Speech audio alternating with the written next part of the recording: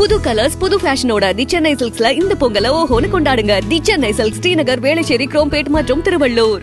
நாகை மாவட்டம் வேளாங்கண்ணி பேரூராட்சிக்குட்பட்ட செபாஸ்தியார் நகரில் மழைநீர் சூழ்ந்திருக்கும் நிலையில் வீடுகளுக்குள்ளும் மழைநீர் புகுந்ததால் மக்கள் அவதியடைந்துள்ளனர். இதுகுறித்த கூடுதல் தகவல்களுடன் இணைகிறார் செய்தியாளர் லெனின். வணக்கம். வீடுகளுக்குள்ள மழைநீர் புகுந்திருக்கிறதுனால எத்தனை குடும்பங்கள் பாதிக்கப்பட்டிருக்கு?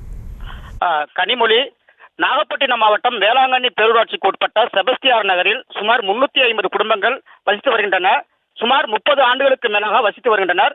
செபஸ்தியார் நகரிலிருந்து வேளாங்கண்ணி பேருந்து நிலையம் வரை பொதுப்பணித்துறைக்கு சொந்தமான மழைநீர் வடிகால் வாய்க்கால் பல ஆண்டுகளாக முற்றிலும் தூர்வாரப்படாமல் அதன் அகலம் சுருக்கப்பட்டு விட்டதால் ஒவ்வொரு ஆண்டும் மழைக்காலங்களில் வெள்ள நீர் வடிகால் வாய்க்காலில் வடியாமல் அங்குள்ள வீடுகளுக்குள் புகுந்து விடுகிறது.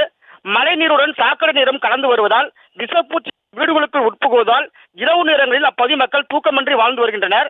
மேலும் வீட்டில் உள்ளே புகுந்த மழைநீரை பாத்திரங்கள் கொண்டு இறைத்து அகற்றி வருகின்றனர்.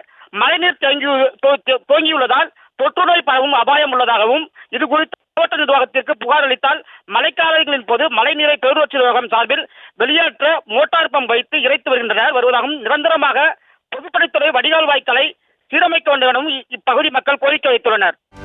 செய்திகளை உடனுக்குடனும் துல்லியமாகவும் தெரிந்து கொள்ள சப்ஸ்கிரைப் பண்ணுங்க.